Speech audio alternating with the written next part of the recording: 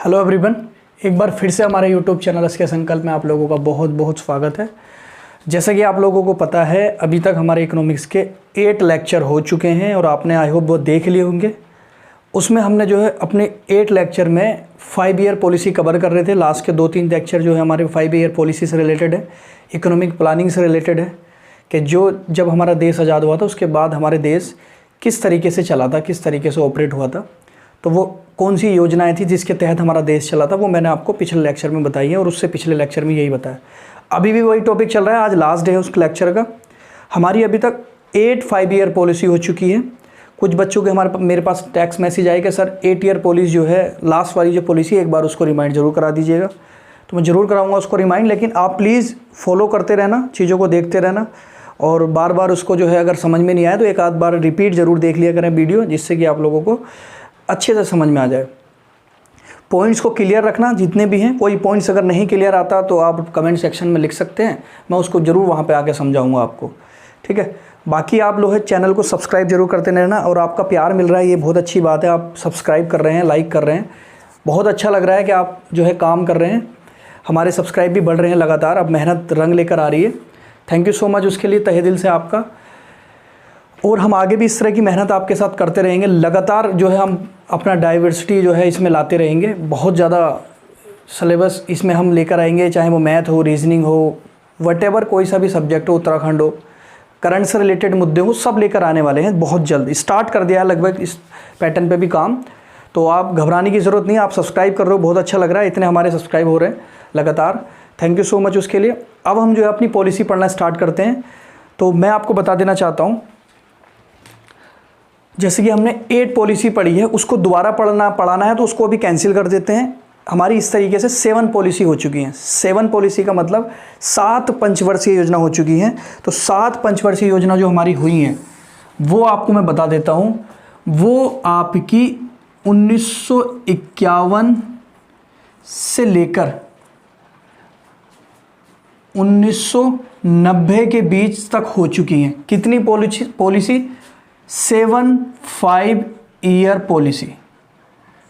7 5 year policy हमारी जो है 1951 से 1990 के टाइम पीरियड तक हो चुकी है, ठीक है।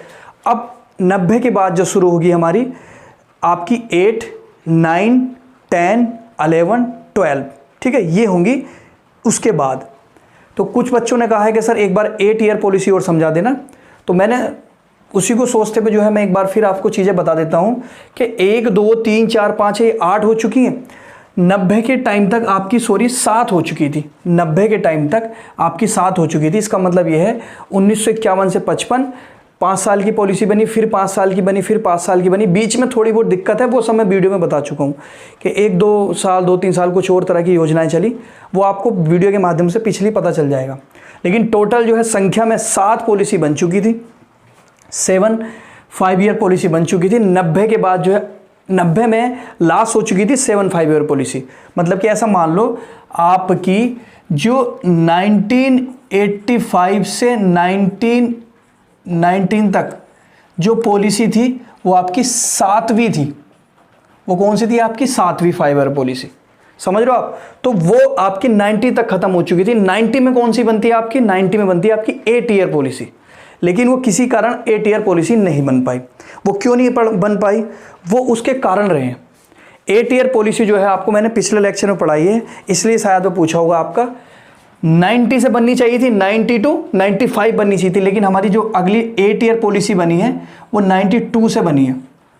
तो कुछ बच्चों के सवाल आएंगे सर बीच में 91 और 92, मतलब कि 90 वाला साल और 91 वाला और 92 का शुरू वाला साल, मतलब कि 90 और 91 मान लो, चलो मोटा मोटा, क्योंकि 92 में तो बन गई थी।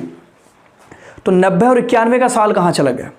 वो चलो मैं आपको समझा देता हूँ वो कहाँ चला गया। 90 तक बन चुकी थी, उसके बाद 8 बननी थी, लेकिन किसी कारण बस नहीं बन पाई। वो 2 कारण मैं आपको बता देता हूँ मोस्ट जो उस टाइम पर हमारी 8वीं पंचवर्षीय योजना नहीं बन पाई। ऐसा पहले भी हो चुका है हमारी कि 5-5 वर्षीय योजना जो बन रही है, बीच में कोई इम्पेडिमेंट आने के कारण, कोई किसी तरह की समस्या प्रॉब्लम आने के कारण, हमने जो वो समस्या के कारण हम 5 ईयर पॉलिसी नहीं बना पाए, तो हमने क्या कर ली? वार्षिक योजनाएं बना ली, 1-1 वर्ष की योजनाएं बना ली। जैसे कि आपने अनवरत सुना होगा 1966 से 1969, पिछले लेक्चर में मैंने आपको बताया। तो आपका ये 2 साल तो फिल करने पड़ेंगे, क्योंकि 90 के बाद जब आपकी बनती 5 ईयर पॉलिसी, वो नहीं बन पाई, वो 92 में बनी। तो 90 और 91 में क्या हुआ? तो 90 और 91 में जो हुआ मैं आपको बता देना चाहता हूँ। 90 या 91 में जो 8 ईयर पॉलिसी नहीं बनी, उसका कारण ये था कि आपका राजनीतिक अस्थिरता बहुत थी। अब राजनीतिक अस्थिरता का क्या मतलब है? मतलब कि सरकारें लगातार गिर रही थी, बन रही थी, गिर रही थी, बन रही थी, बन रही थी, गिर रही थी। ये थी राजनीतिक एस्टेबिलिटी। क्या थी? अनस्टेबिलिटी। पॉलिटिकल अनस्टेबिलिटी बहुत ज़्यादा थी उस टाइम पर, 1991 के टाइम पर। और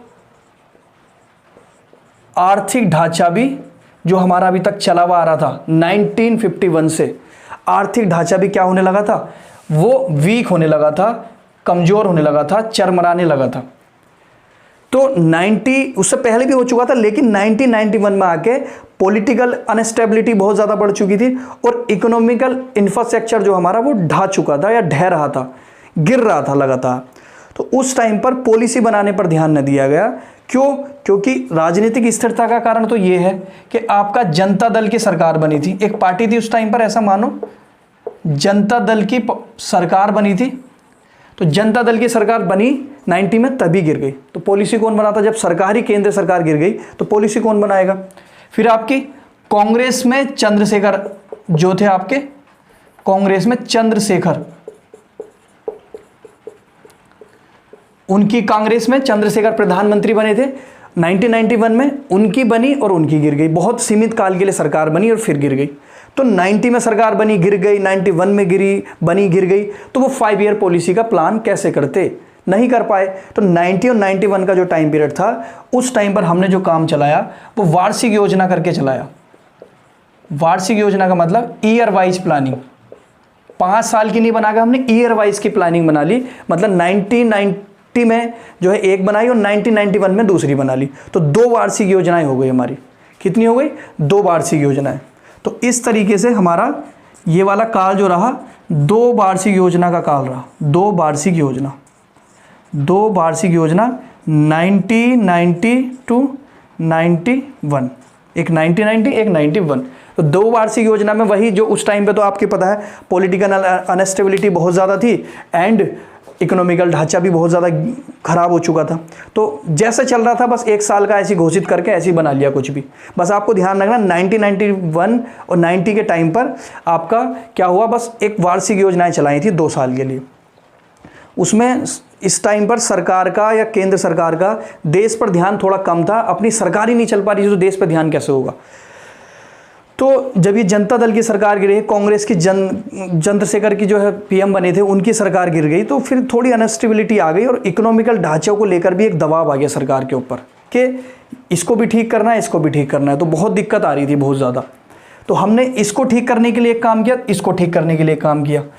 इसको ठीक करने के लिए एक काम वो किया हमने, आर्थिक ढांचा को अभी तक हमारे जो 1951 से लेकर 1990 जो हमने इकोनॉमी अपना रखी थी, जो हमारी इकोनॉमी का जो ढांचा था, जो मूलभूत ढांचा था, वो कहीं ना कहीं बंद इकोनॉमी थी, क्लोज इकोनॉमी थी, बहुत हद तक क्लोज इकोनॉमी नहीं थी। इसका मतलब ये है कि हमारा जो है संपर्क विदेशों से बहुत कम था, बहुत मिनिमम रेशियो में था। खुली अर्थव्यवस्था नहीं थी हमारी थी क्लोज अर्थव्यवस्था। हम अपने ही स्तर पर करते थे काम, कुछ ज़रूरत पड़ती थी तो कुछ आयात निर्यात पर बल देते थे, बाकी हम अपने देश के लेवल पर ही करते थे। क्यों करते थे? 1947 में जब हमारा देश आज़ाद हुआ था, तो आपको ये तो पता होगा ना कि हमारे ऊपर 200 से 250 साल जो अंग्रेज़ों ने शासन किया। तो हम जो सोच रहे थे, हम अपने देश के दरवाजे जो हैं विदेशों के लिए बंद रखेंगे। क्यों? क्योंकि हम नए नए आज़ाद हुए थे, हमें डर था कि फिर कोई आके विदेशी हम पर जो है किसी तरह का आकर पाबंदियाँ ना लगा दे या फिर हम पर कब्जा ना कर ले किसी तरीके का। तो 1947 के बाद इसलिए हमने अपने देश के दरवाजे बहुत हद तक बंद रखे, थोड़े से खुले हुए रखे बस। क्यों? क्योंकि 1947 से पहले हमारे ऊपर जो है विदेशियों ने आके कब्जा करके शासन करके चले गए थे, इसलिए हम खोलना नहीं चाह रहे थे। लेकिन 1990 में आकर हमें उसके दरवाजे खोलने पड़े। 1990 में आके हमें उसके दरवाजे खोलने पड़े। और आपको मैं बता दूं, इसी के बाद आपका 1991 में हमने क्या किया, 1991 में हमने जो है आर्थिक सुधार किए। इकोनॉमिकल रिफॉर्म्स किए, बहुत ज़्यादा मैटर करते हैं 1991 के आपके इकोनॉमिकल रिफॉर्म्स। इसके बाद क्योंकि हमारी अर्थव्यवस्था लगातार बढ़ती चली गई, चेंज हो गया पूरा सिस्टम। जो अभी तक बंद अर्थव्यवस्था थी, अब वो ओपन अर्थव्यवस्था। मैंने आपको पहले लेक्चर में बताया ओपन जो है इकोनॉमी क्या होती है और क्लोज्ड इकोनॉमी क्या होती है। तो हमने ओपन इकोनॉमी कर ली, देश के लेवल पर, विदेश के लेवल पर, सबके लेवल पर उसको खोल दिया, कोई भी आके व्यापार करे। इसको मैं अलग से समझाऊंगा, बस इतना ध्यान रखना, हमारे यहाँ पर लिबरलाइजेशन, प्राइवेटाइजेशन और ग्लोबलाइजेशन बहुत ज़्यादा हो चुका था। उदारता मतलब कि, और आपका एक तरीके से निजीकरण हो चुका था दूसरा, और आपका ग्लोबल लेवल पर इसको खोल दिया गया था। तो अब जो है इस रिफॉर्म्स के बाद, और एक अच्छी बात ये हुई, एक तो ये रिफॉर्म्स कर दिया, सेकंड चीज़ क्या हुई 1992 में फिर कांग्रेस की सरकार बनी दोबारा, और उसमें जो है आपके प्रधानमंत्री जो बने वो आपके नरसिंह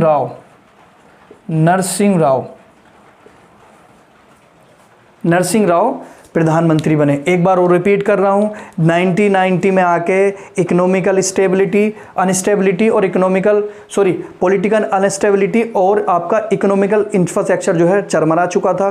उसको ठीक करने के लिए प्लानिंग कमीशन ने जो है 5 ईयर पॉलिसी नहीं बनाई, या सरकार ने 5 ईयर पॉलिसी नहीं बनाई। और जब 5 ईयर पॉलिसी नहीं बनाई तो 2 ईयर पॉलिसी बना ली 1990 से 1991 तक। वो उस टाइम पर जो ध्यान दिया सरकार बनाने पर और इकोनॉमिकल जो है सुधार करने में, क्योंकि हमारा देश उस टाइम पर विदेशों से कुछ भी खरीदने की हालत में नहीं रहा था। हमारे पास फॉरेन करेंसी ख़त्म हो चुकी थी, बिल्कुल हमारा जो है मामला बहुत ज़्यादा गंभीर हो चुका था इस टाइम पर आकर। तो उस टाइम पर ध्यान दिया, 5 ईयर पॉलिसी नहीं बनाई। फिर हमारी जो है ये सरकारें जो है, आपको यही पॉलिटिकल अनस्टेबिलिटी इसी को बोल रहा हूँ मैं, लेकिन 1992 में आगे हमारी एक ऐसी सरकार बनी जिसने जो है पॉलिटिकल स्टेबिलिटी का एक उदाहरण दिया। मतलब कि हमारी जो सरकार स्टेबल हो गई, फिर 5-5 साल के लिए बनने लगी। उसके बाद लगातार 92 से 1997, 97 से 2002, 2002 से 2007, 2007 से 2013, फिर उसके बाद 14 से आपको पता ही है 19 और 19 लगातार सरकारें हमारी चल रही हैं। तो उसके बाद लगातार स्टेबिलिटी बन गई। तो इसमें आपको ज़्यादा ध्यान नहीं देखना है। फिर आपकी, मैं इसलिए कह रहा हूँ 1991 में जब दो वार्षिक योजनाएं बन गई, तो आपका कौन सा ईयर आया? आपका 1992। ये ईयर से हमने फिर जो है, जैसी हमारी 1992 में एक तो हमने इकोनॉमिकल रिफॉर्म्स कर लिए, मतलब कि सबके लिए अपने दरवाजे खोल दिए, प्राइवेट लोग भी व्यापार कर सकते हैं बाजार के हिसाब से। पहले क्या होता था, सरकार उतना ही उत्पादन करती थी जितना ज़रूरत, बाजार की डिमांड के हिसाब से नहीं करती थी। अब जो है बाजार की डिमांड के हिसाब से, मतलब ये मैं आपको अलग से समझाऊंगा। इसका मतलब ये समझा, हमारी इकोनॉमिकल रिफॉर्म्स हो गए, चेंज हो गया, मतलब कुछ अच्छा हो गया, ऐसा मान लीजिए आप। तो अब जो है 1992 में, 1991 में इकोनॉमिकल रिफॉर्म्स और 1992 में आपका पॉलिटिकल स्टेबिलिटी आ गई। तो जब दोनों चीज़ें हमारे पास आ गई, तब हमने 1992 में सही स्तर पर क्या बनाई? 8वीं पंचवर्षीय योजना बनाई, 8वीं 5 ईयर पॉलिसी बनाई। तो हमारी 8वीं 5 ईयर पॉलिसी 1992 से 1997 के टाइम पीरियड की है, वही हम समझेंगे अभी। इसको अपने हिसाब से जैसा हो बना लिया होगा आपने।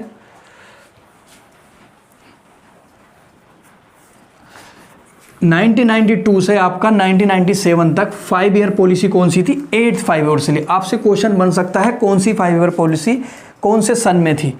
ठीक है, ये भी ध्यान रखना, क्योंकि कंफ्यूजन बहुत ज़्यादा हो जाता है। तो अब जो हम देखेंगे, कौन सी देखेंगे? 8th 5 ईयर पॉलिसी या 8वीं 8th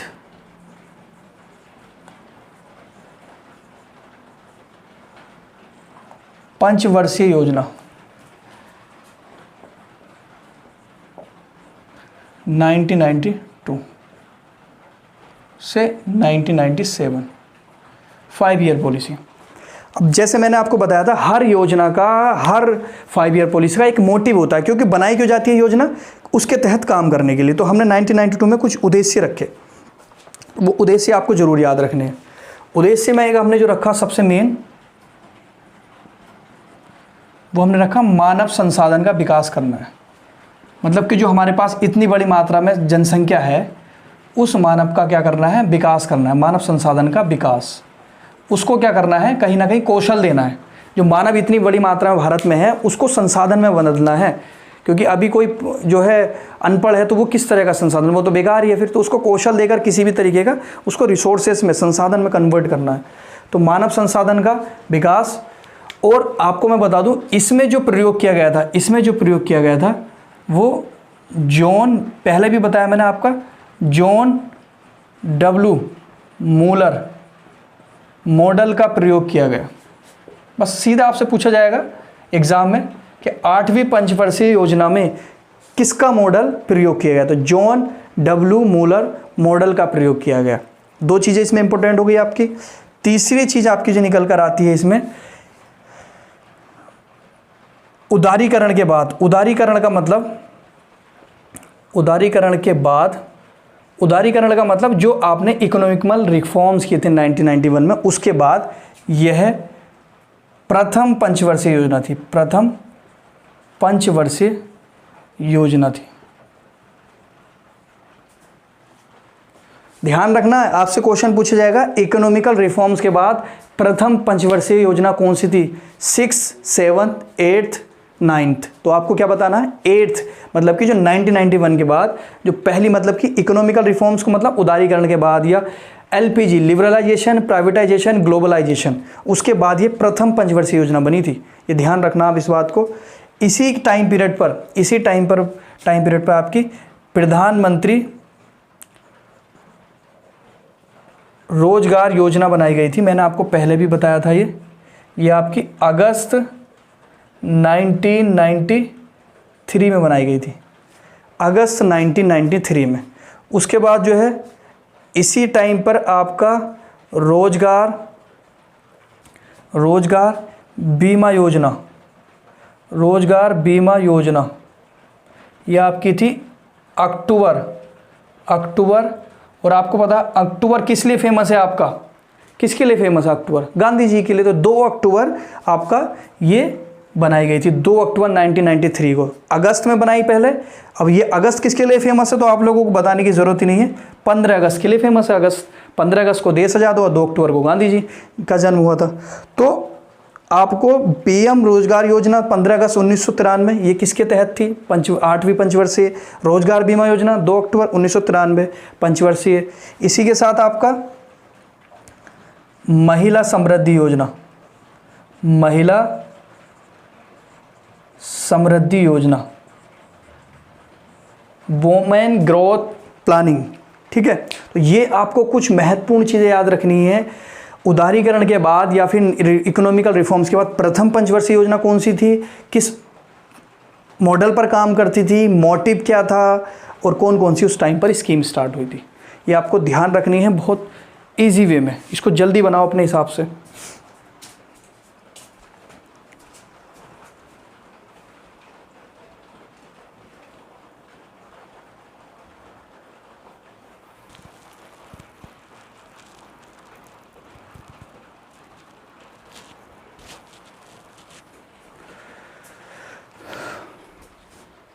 अब जो है हम नवी पंचवर्षीय योजना पढ़ेंगे, नवी, ठीक है, नवी पढ़ेंगे, नवी। और इसमें जो है सन कितना हो जाएगा, यहाँ पर 1997 आ जाएगा, और ये जो है 2 आ जाएगा। कितना 2, 2002, ठीक है, 2002। 1902 में समझ लेना, 2002। और आपको ध्यान रखना, ये वाली जो मैंने पिछला पॉइंट बताना है, अगर इसमें जॉन डब्ल्यू मूलर मॉडल तो आएगा ही आएगा, जॉन डब्ल्यू मूलर मॉडल तो आएगा ही आएगा, लेकिन अगर कोई और मॉडल लिखा हुआ जाए तो घबराने की ज़रूरत नहीं है। जैसे कि यहाँ पर राव और मनमोहन मॉडल भी इसको बोल दिया जाता है। इसी 8वीं की बात कर रहा हूँ मैं, 8वीं की, अभी ये लिख दिया भले ही मैंने नवी, लेकिन इसी की बात कर रहा हूँ क्योंकि पूछा गया इसलिए बता रहा हूँ। राव मनमोहन मॉडल भी इसे कहा जाता है। राव किस लिए क्योंकि आपका प्रधानमंत्री उस टाइम पर कौन थे, नरसिंह राव। और मनमोहन किस लिए, क्योंकि आपके जो प्रधानमंत्री आपने सुने होंगे 2014 तक, वही आपके एक टाइम पे फाइनेंस मिनिस्टर होते थे। तो 1992 में ये वित्तीय मंत्री थे मनमोहन सिंह। तो मनमोहन सिंह का मनमोहन ले लिया और नरसिंह का राव ले लिया, तो राव मनमोहन मॉडल, क्योंकि इन दोनों ने ही इसको वित्तीय मंत्री ने लॉन्च किया, बनाई, और राव जो है आपका उस टाइम के प्रधानमंत्री, तो इन दोनों को मिलाकर मॉडल बोल दिया। या तो ये या तो ये, कोई सा भी हो सकता है।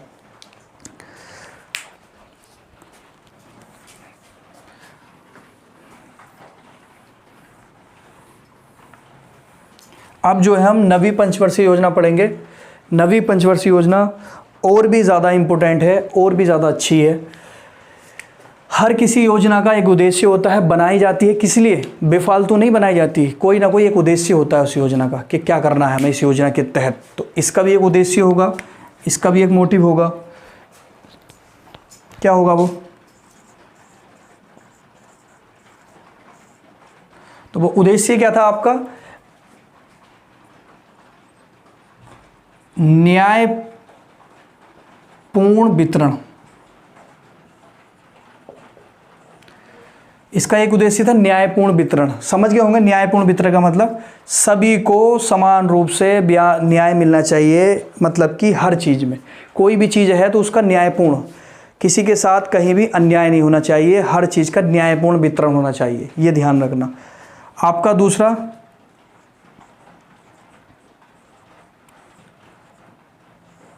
सामाजिक न्याय होना चाहिए, या यही बहुत है, आपको इसको ही ध्यान रखना है। मेन आपका उद्देश्य जो रखना है इसमें न्यायपूर्ण वितरण, इसका जो मेन मोटिव रखा गया था न्यायपूर्ण वितरण, या समाजवाद में न्याय, या समाजवादी न्याय, या सामाजिक न्याय, हर तरीके से मतलब इक्वलिटी की बात की है इस आपकी नवीं पंचवर्षीय योजना में। जैसे कि आपका मेन मोटिव तो ये था, अन्य भी थे, अन्य उद्देश्य भी थे इसके।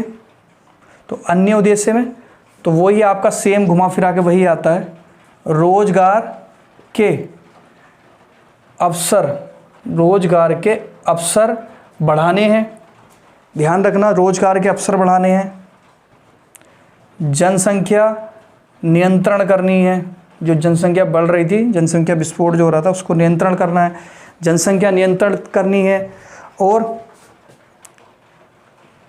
आर्थिक विकास की गति बढ़ानी है, आर्थिक विकास की गति बढ़ानी है। उसके बाद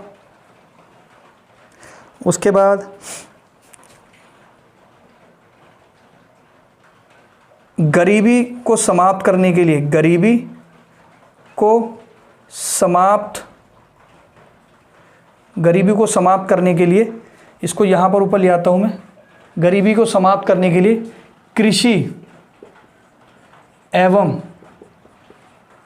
ग्रामीण विकास पर ज़्यादा ध्यान देना है, क्योंकि गरीबी तभी ख़त्म होगी जब कृषि बढ़ेगी, और तभी गरीबी ख़त्म होगी जब ग्रामीण लोगों का विकास होगा, क्योंकि उस टाइम पे भारत ग्राम में ही बसता था। और इसी में आपका, और इसकी बेसिक, इसी में आपका मैं कुछ अन्य उद्देश्य में और भी पॉइंट्स है, जैसे आपका स्वच्छ पेयजल, जो पहले भी बताया है मैंने आपका, स्वच्छ पेयजल। इसी के साथ आपका भोजन पोषण सुरक्षा को सुनिश्चित करना, भोजन पोषण की सुरक्षा के, भोजन और पोषण आपको मिलेगा, सुरक्षित आवास, ठीक है, आवास हो गया आपका। और आपकी कुछ संस्थाएं ऐसी जो स्वयंसेवी संगठन टाइप में हैं, जो खुद से काम कर रही हैं, जो आपके खुद से वर्क कर रहे हैं, तो जो स्वयंसेवी हैं, स्वयंसेवी जो हैं खुद से जो कर रहे हैं, जो गरीबों की सेवा करते हैं खुद से, स्वयंसेवी संगठन को इस टाइम पर बढ़ावा देना है। जो खुद से समाज सेवा करने वाले जो संगठन होते हैं उनको क्या करना है, ज़्यादा से ज़्यादा बढ़ाना है। और आपका गरीबी का मतलब तो पता ही है सबको, गरीबी या फिर ग्रामीण गरीब इलाकों में बिजली, ग्रामीण इलाकों में बिजली उपलब्ध करानी है। तो ये देख रहे हो आप कितने उद्देश्य हैं। एक मेन उद्देश्य तो न्यायपूर्ण वितरण और सामाजिक न्याय, समाज में सबको बराबर न्याय, और उसके बाद अन्य उद्देश्य में ये सारी चीज़ें आपकी रखी गई हैं। समझ रहे हो ना आप? तो ये बहुत काम की चीज़ें हैं नवीं पंचवर्षीय योजना में, आपका ये ध्यान रखना। और भी इसमें काम की चीज़ें और लिखते हैं हम इसको, इसमें कुछ इस नवीं पंचवर्षीय योजना को सफल बनाने के लिए कुछ स्कीम की ज़रूरत पड़ती है। वो स्कीम सुन लीजिएगा आप। प्रधानमंत्री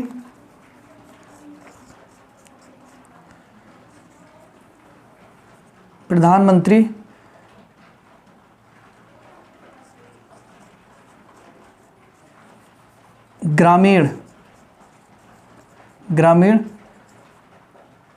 स्वरोजगार योजना, और इसको प्रधानमंत्री ना करके स्वर्ण जयंती।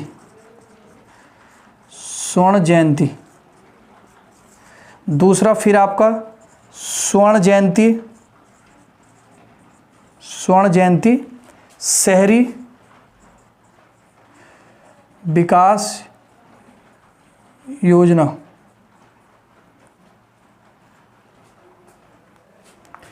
तो ये आपके स्वर्ण जयंती ग्राम स्वराज योजना, स्वर्ण जयंती शहरी विकास योजना, और भी स्कीम है, लेकिन इतना आपको ध्यान रखना है, ज़्यादा डिटेल में नहीं जाना है।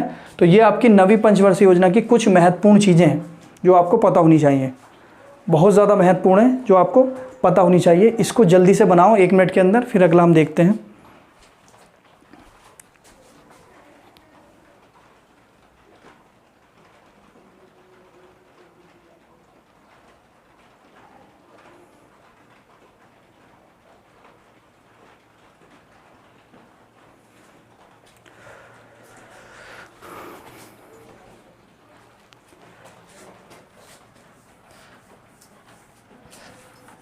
तो अब जो आएगी आपको सीधा सीधा कौन सी पंचवर्षीय योजना आ जाएगी अब, क्योंकि इकोनॉमिकल स्टेबिलिटी हो चुकी है, पॉलिटिकल स्टेबिलिटी हो चुकी है, तो आपकी इसी प्रकार जो है 10वीं पंचवर्षीय योजना आ जाएगी। ये आपकी स्कीम ध्यान रखना, और भी स्कीम है, मैं लिख नहीं रहा, बहुत ज़्यादा है, वैसे तो बहुत स्कीम बनती थी उस टाइम पर, जैसे कि ये है, ऐसी आपकी इस टाइम पर अगर आप लिखना चाहो तो और भी स्कीम है, लिख लो आप, क्योंकि बोर्ड पे लिखना तो बहुत टाइम हो जाएगा। जैसे कि आपका प्रधानमंत्री ग्रामोदय योजना भी स्टार्ट की गई थी, प्रधानमंत्री ग्रामोदय योजना, और जो जवाहर समृद्धि योजना भी इस टाइम पर की गई थी, इस टाइम पर जवाहर ग्रामीण समृद्धि योजना। ठीक है, तो लिखो, मर्जी है आपकी। पंचवर्षीय योजना में आपकी अब जो आएगी 10वीं पंचवर्षीय योजना आपकी, जैसे 2 आ गया आपका, यहां पर क्या हो जाएगा अब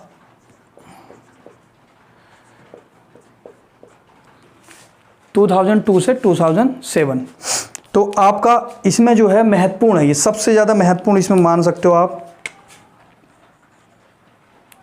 और इसके जो अलग तरीके के 2 महत्वपूर्ण तत्व जो आपको याद रखने पड़ेंगे, इसमें ज़्यादा मैं नहीं लिखवाऊंगा, ना लिखने का है, जो मोस्ट अप्रोप्रिएट है वो मैं आपको इसमें लिखवा देता हूँ। क्या है वो आप सुन लीजिएगा। इसकी एक महत्वपूर्ण स्कीम स्टार्ट की गई, या 2 महत्वपूर्ण तत्वों पर ध्यान दिया गया, एलिमेंट्स पर ध्यान दिया गया। वो 2 एलिमेंट्स ये थे कि इसमें ये बात कही गई कि अभी तक हमने जितना भी विकास किया गया है, जितना भी हमारे द्वारा विकास किया गया है इन 2002 तक, मतलब कि लगभग 52 साल में जो भी हमने डेवलपमेंट किया है, उस डेवलपमेंट को हम वहीं पर स्टेबल करते हैं, वहीं पर रोकते हैं, वहीं पर स्थिर कर देते हैं। और अब जो है इसको स्थिर करने के बाद यहाँ से हम आगे की तरफ विकास करेंगे। अब इससे तो पीछे जाना ही नहीं है। तो कितनी अच्छी बात है, क्योंकि आपको पता है विकास में क्या फ्लक्चुएट होता रहता है, विकास दर 10%, कभी 2%, कभी 20%। तो वो अगर 10% हो चुकी है तो उसे 10 ही रखना है, अब उससे आगे की तरफ विकास करना है। तो इसमें एक महत्वपूर्ण मुद्दा या महत्वपूर्ण बात जो कही गई, यही कही गई कि अब जो है विकास स्थिर करके उसके आगे की तरफ बढ़ना है, जहाँ तक आगे उससे पीछे नहीं भागना है, ना जाना है, ना मुड़कर देखना है। तो एक तो बात ये आपको समझ में आ चुकी होगी कि आपका विकास को स्थिर कर दें और इसके आगे बढ़ें। दूसरी बात ये कही गई है कि अभी तक 52 साल के टाइम पीरियड में जिस भी क्षेत्र में हमने विकास किया है उसमें तो किया है, अच्छी बात है, लेकिन जिस देश में हम विकास करने की ओर अग्रसर हुए, पायनीर हुए, बट हमें कोई खास उपलब्धि नहीं मिल पाई, हमें कोई अचीवमेंट नहीं मिल पाई और हम उसमें बाधा के कारण पीछे हट गए। अब उन मुद्दों को उठाना है जिसमें हम विकास नहीं कर पाए किसी बाधा के कारण। अब उन्हीं मुद्दों को क्या देना है, प्रेफरेंस देनी है। समझ रहे हो ना, मेरा 2 महत्वपूर्ण चीज़ें मैं आपको बता रहा हूँ इसमें 10वीं में, तभी इसको महत्वपूर्ण बोलते हैं, क्योंकि इसकी विकास दर अब तक की सारी जितनी भी स्कीम बनी थी, जितनी भी 5 ईयर पॉलिसी बनी थी, अब तक की सबसे बेस्ट इसको माना जाता है विकास दर के मामले में, ग्रोथ रेट के मामले में। तो इंपॉर्टेंट है, आपसे क्वेश्चन आ सकता है सबसे ज़्यादा जो है आपकी ग्रोथ रेट के मामले में कौन सी रही इकोनॉमिक पॉलिसी, तो वो आपकी 10वीं रही है। एक बार और सुन लेना, इसमें जो बात कही गई थी कि अब तक जो विकास किया है उसको कांस्टेंट करके आगे बढ़ा जाएगा, आगे बढ़ेंगे। सेकंड, इसमें जो बात कही थी कि अभी तक जो हमने 52 साल में विकास किया और जिस क्षेत्र में हम नहीं कर पाए, किस कारण के, बाधा के कारण, कि चलो नहीं होगा इसे रहने दो, अभी पहले अब उसको ही उठाना है जिसका हमने विकास नहीं करा है, बाधा के कारण रह गए, उसी को प्रेफरेंस के तौर पर ध्यान देते हुए उसको उठाना है। तो दो महत्वपूर्ण बातें आपको लिखना नहीं है, समझ लें, आप अपने हिसाब से लिख लेना खुद से। अब इसमें क्या है, सबसे अच्छी बात क्या गई, आपको पता है अभी 2002 था, भारत जो है गरीब जो थे या फिर देश जो था कहाँ बसता था, अभी भी गाँव में बसता था। इसलिए क्या किया, कृषि जो हमारी अर्थव्यवस्था थी कृषि पर आधारित थी, तो सबसे ज़्यादा जो इस पर ध्यान दिया गया, कृषि पर ध्यान दिया गया। इस आपकी इकोनॉमी कृषि को बहुत ज़्यादा बूम करने की बात की गई, बहुत ज़्यादा ध्यान दिया गया कृषि में, सबसे ज़्यादा ध्यान दिया गया इसकी स्कीम पर, ज़्यादा उद्देश्य न रखते हुए कृषि पर ध्यान दिया।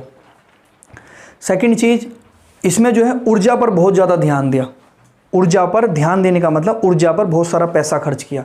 ऊर्जा का मतलब बिजली वगैरह इस तरीके के जो विभाग हैं वो सारे के सारे आपके ऊर्जा वाले क्षेत्र में ज़्यादा से ज़्यादा एक्सपेंडिचर करके, व्यय करके उसको जो है विकसित करने की कोशिश की गई। इसलिए क्या है, आपकी 10वीं पंचवर्षीय योजना का ग्रोथ रेट सबसे ज़्यादा रहा, और सबसे ज़्यादा सक्सेसफुल कौन सी रही है, वो आपकी 10वीं रही है सबसे ज़्यादा सक्सेस। तो आपको मैं बातें तो नहीं लिखवाऊंगा क्योंकि इतनी महत्वपूर्ण है, जो मैंने बोल दी लिखने में तो आपका पूरा बोर्ड भर जाएगा। बस आपको ध्यान रखना है जो मैं आपको बता रहा हूँ कि स्थिर करके विकास जो भी अभी तक हुआ उसको आगे बढ़ना है। सेकंड, आपका जो अभी तक हमने जिस भी क्षेत्र में नहीं किया है विकास, पहले उस पर ध्यान देना है। कृषि पर सबसे ज़्यादा कार्य किया, यही पॉइंट में लिख दूंगा, कृषि में सबसे ज़्यादा ध्यान दिया गया, और जो है ऊर्जा पर, एनर्जी पर सबसे ज़्यादा इस पर व्यय किया गया, और यह है जो है अभी तक की सबसे ज़्यादा आपकी क्या है, सबसे ज़्यादा विकास ग्रोथ रेट पाने वाली आपकी 5 ईयर पॉलिसी रही है। ठीक है, आपकी कौन सी हो गई है, 10वीं पंचवर्षीय योजना हो गई। अब जो है हम कौन सी देखेंगे, 11वीं देखेंगे।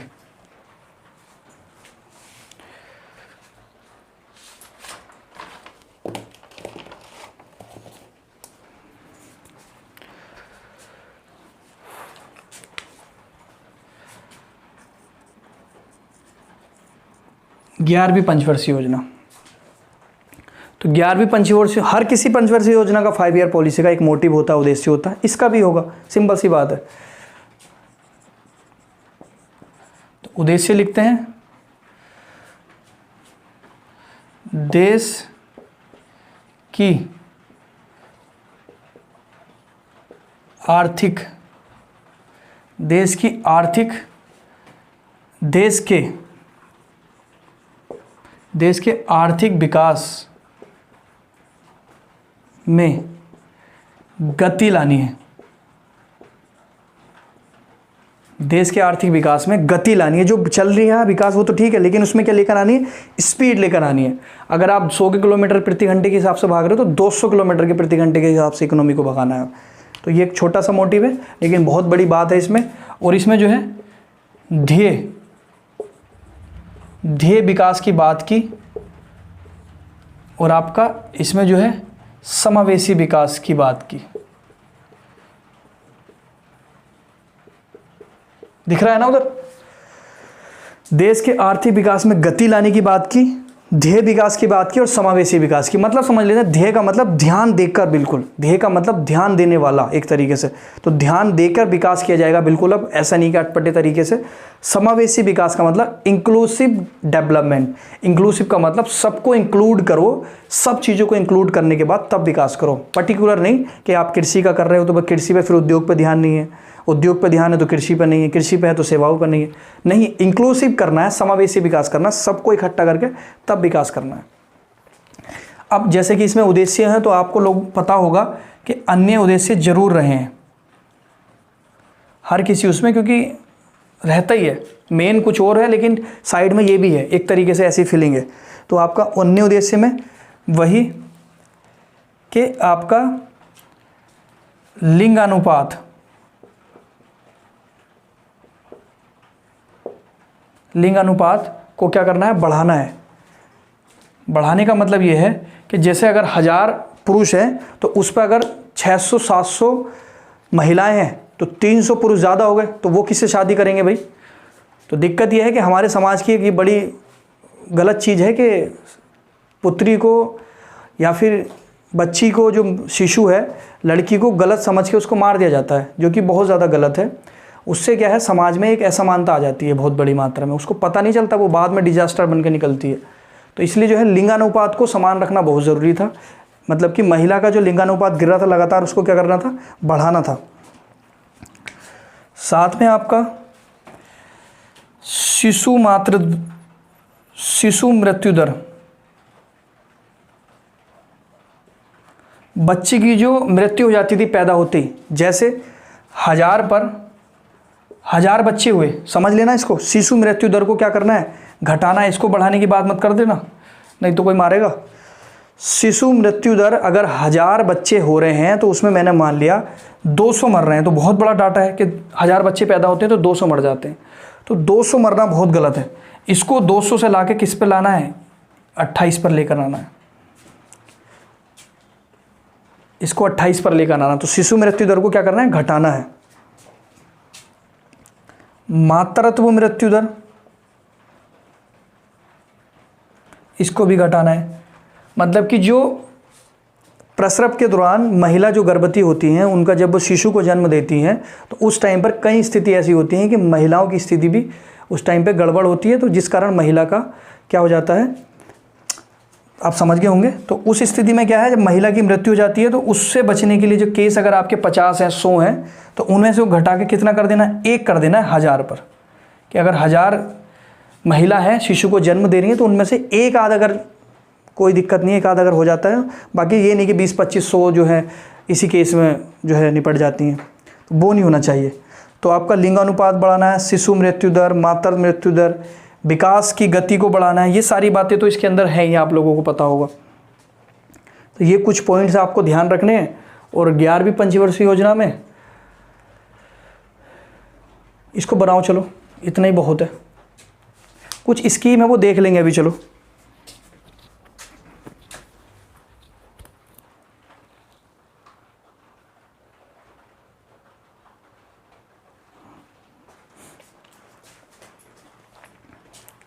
अब कुछ इसी में कुछ टेक्निकल सा देख लेते हैं, जो टेक्निकल थोड़ा सा समझने में दिक्कत आती है। ये मैंने आपको ऐसे ही बता दिया एक फॉर्मेट के रूप में।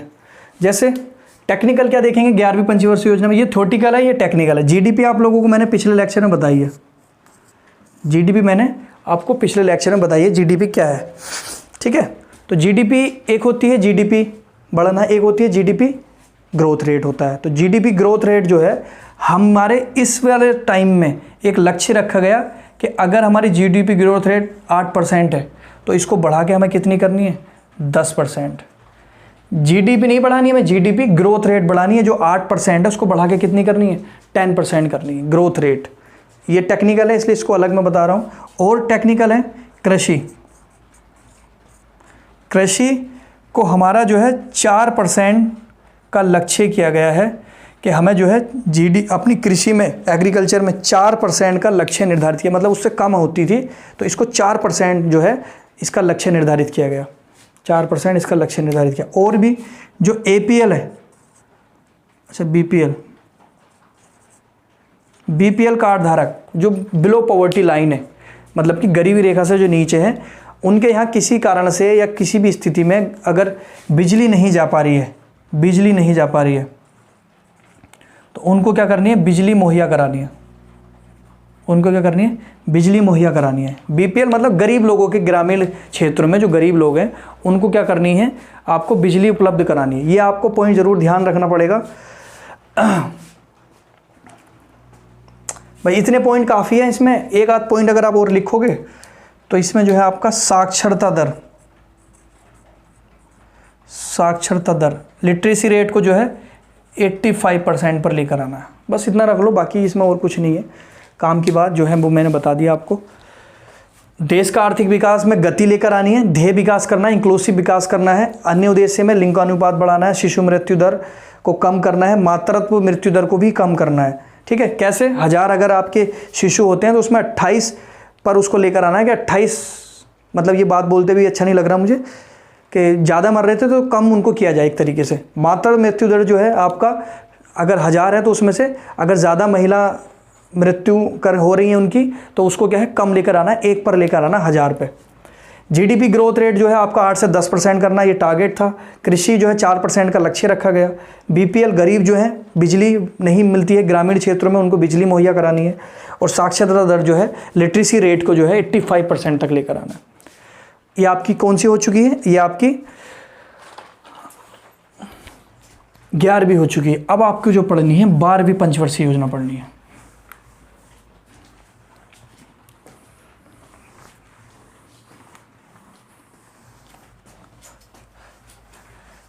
अब बारहवीं पंचवर्षीय योजना थोड़ी सी टेक्निकल ज़्यादा है, तो इसको मैं थोड़ा सा बोर्ड पे लिख देता हूँ काफ़ी सारी चीज़ें, क्योंकि इसमें जो है कुछ ऐसी चीज़ें जो आपको बोर्ड पे लिखने के बाद ही समझ में आएंगी, ऐसे नहीं आएंगी। मैं लिख देता हूँ। आपका 12वीं पंचवर्षीय योजना है, और ये सॉरी आपका 12वीं पंचवर्षीय योजना का जो सन है वो 2012 से और 2017 तक है।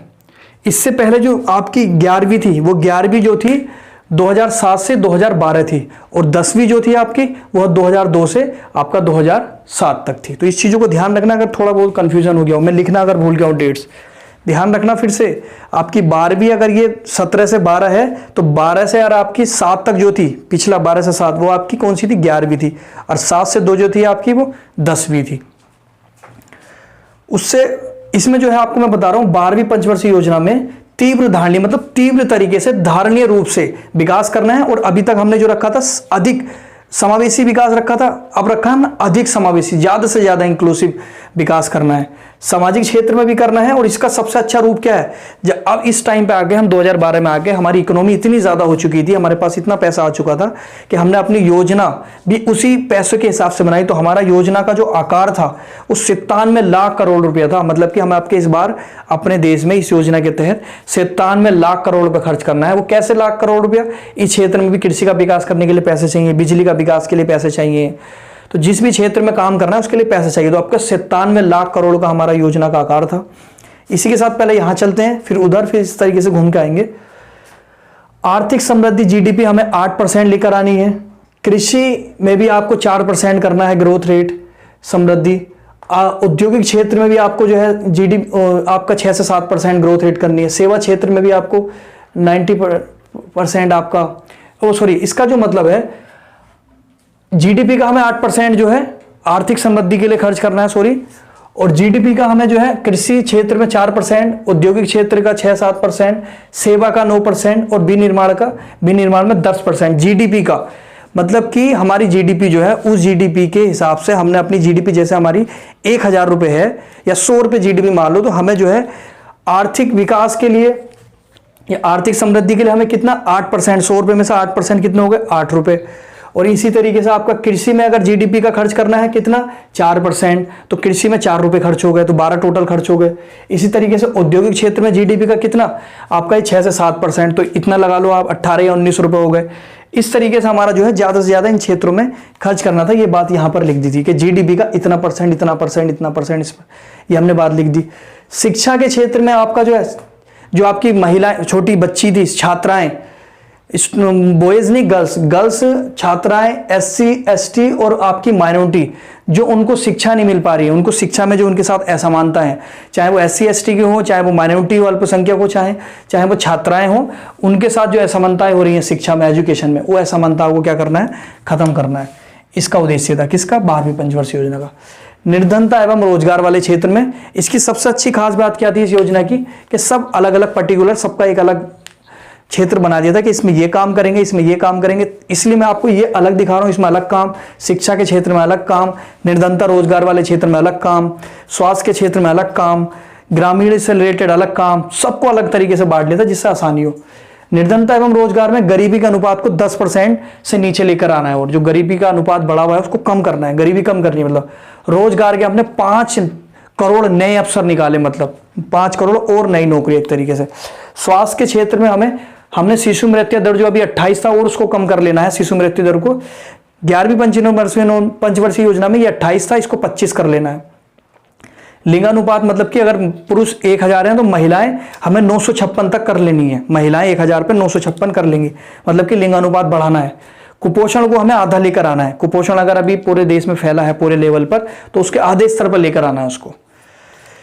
ग्रामीण का मतलब रूरल का मतलब जो गांव है उनका आधारभूत विकास करना है, इंफ्रास्ट्रक्चर जो बेसिक जरूरत है। बेसिक का मतलब पेयजल, वही बेसिक क्या होता है, पेयजल, पानी होता है, बिजली होती है। तो आपका जो है जीडीपी का इसमें कम से कम 9% हमें खर्च करना है, जीडीपी का 9% तक खर्च करना है। सिंचित क्षेत्र को बढ़ाना है। ग्रामीण क्षेत्रों में जो किसानी होती है उस किसानों में लगातार अगर वर्षा नहीं हो रही है तो सिंचाई को इस तरीके से मैनेज कर देना है कि सिंचाई के माध्यम से उनकी कृषि हो जाए। गांव में बिजली पहुंचानी है, गांव में बिजली पहुंचानी है, गांव को आपका सड़कों से जोड़ देना है, मुख्य सड़कों से जोड़ देना है। जो गांव है मुख्य सड़कों से नहीं जुड़े होते हैं तो उनको मेन सड़कों से, हाईवे से या राज्य मार्गों से जोड़ देना है। राष्ट्रीय मार्ग है, राज्य मार्ग, जो भी आप समझो, स्टेट मार्ग होते हैं, एक नेशनल मार्ग होते हैं। तो स्टेट और नेशनल मार्गों को आपको कम से कम 2 लाइनों का बनाना है। अभी तो 4 वे आप सुनते होंगे, लेकिन उस टाइम पे 2 लाइन की, एक तरफ जाने की और एक तरफ आने की, बड़ी बड़ी चौड़ी। तो 2 लाइन कम से कम बनाए, राष्ट्रीय मार्ग, राजमार्ग या फिर राज्य राजमार्ग। पेयजल आपूर्ति नल द्वारा सुनिश्चित करनी है, मतलब कि पानी उनके द्वारा पहुंचाना, उनके यहाँ नल लगवाकर, समझ लो ना आप। तो ये 12वीं पंचवर्षीय योजना जो है आपकी अंतिम थी, अंतिम पंचवर्षीय योजना ये बना दी 2012 में। आपको पता है 2014 में दूसरी सरकार आई और दूसरी सरकार ने जो है योजनाओं के सिस्टम को ही खत्म कर दिया। क्या कर दिया 2014 में आने के बाद उन्होंने, एक तो पहले जो योजना आयोग जिसके पीछे काम करता था, प्लानिंग कमीशन, उसको समाप्त करने की घोषणा कर दी। बाद में इन पंचवर्षीय योजना जो 5 ईयर पॉलिसी को, इनको खत्म करने की घोषणा कर दी। दोनों चीजें खत्म हो गई और इसके साथ जो है 2015-16 में एक नेशनल डेवलपमेंट विजन, कौन सा, national development vision NDV, national development vision launch किया और उसमें यह बात की गई कि 15 साल के लिए एक विजन बनाया जाएगा, 15 साल के लिए एक पूरा एक प्लान तैयार किया जाएगा और उसको लॉन्च कर दिया जाएगा नेशनल डेवलपमेंट विजन के तहत। तो ये 2016 के टाइम पीरियड की बात है। तो इसको 15 साल के लॉन्च कर दिया और इसमें यह बात बोली गई कि हर 3 साल में इसकी क्या की जाए करेगी, इंस्पेक्शन किया जाया करेगा, समीक्षा की जाया करेगी, ठीक है, की जाया करेगी। और NDP का मतलब है वही नेशनल डेवलपमेंट विजन, 15 साल के लिए हर 3 साल में इसकी इंस्पेक्शन हुआ करेगी। 12वीं पंचवर्षीय योजना आपकी जो है अंतिम पंचवर्षीय योजना है। 13वीं अगर मैं कह रहा हूं तो 13वीं का मतलब यह है कि कुछ पंचवर्षीय योजना 2 बार बनी, जैसे छठी पंचवर्षीय 2 बार बनानी पड़ी, तो इसलिए उसकी गिनती की संख्या में 13 हो जाती है। लेकिन वैसे आपकी जो है डिजिट में आएगी जो वो आपकी 12 होंगी कि 12वीं। तो 12वीं पंचवर्षीय योजना आपकी अंतिम पंचवर्षीय योजना थी। इस हिसाब से आपकी सारी पंचवर्षीय योजना समाप्त हो जाती है। अब आपका हम नया टॉपिक पढ़ेंगे, जल्दी इसको लेकर आएंगे कल, तो आप इसको जरूर बना लेना अपने हिसाब से, ठीक है। आज के लिए सिर्फ इतना ही रखते हैं और थैंक यू। फिर से मैं आपको बोलूंगा, आप सब्सक्राइब कर रहे हो, अच्छा लग रहा है, लाइक भी कर रहे हो, थैंक यू सो मच। आगे भी आपका प्यार करते रहना। अगर आपको अच्छी लगी वीडियो तो प्लीज़ अभी भी लाइक कर दीजिएगा। इतना ही चाहते हैं, आज के लिए इतना ही, थैंक यू सो मच।